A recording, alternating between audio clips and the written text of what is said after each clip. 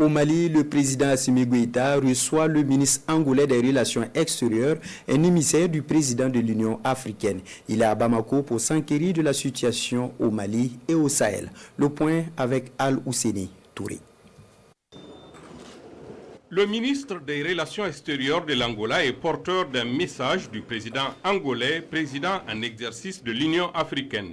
Préoccupé par la situation au Sahel, le président João Lourenço s'informe également sur la situation dans cette région du Sahel afin d'évaluer les besoins d'accompagnement de la part de l'organisation continentale.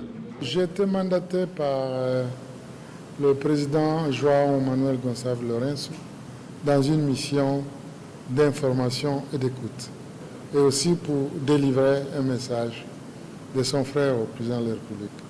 Et vous comprendrez qu'un diplomate ne révèle pas le contenu du message d'un chef d'État à l'autre. Mais vous pouvez vous imaginer que le président Lourenço, en tant que président de l'Union africaine, s'intéresse à tout ce qui se passe en Afrique, dans la région du Sahel, et plus particulièrement dans ce cas, étant à Bamako, particulièrement au Mali, du point de vue sécuritaire, et tout ce qui se passe dans cet environnement, et voir en quelle mesure, collectivement, dans un dialogue, n'est-ce pas, constructif, nous pouvons accompagner de façon collective, comme je viens de le dire, le développement dans la région. L'occasion était également opportune pour évoquer les relations maliano-angolaises riches d'une histoire très symbolique. L'Angola et le Mali sont liés par une histoire profonde une très grande contribution du Mali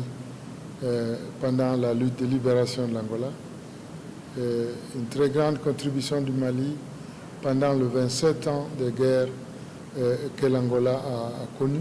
Je vous rappelle sans doute le rôle qu'a joué un fils de ce pays, le maître Blondin Bey, qui a perdu sa vie en cherchant à aider les Angolais à trouver une solution au conflit qui les déchirait.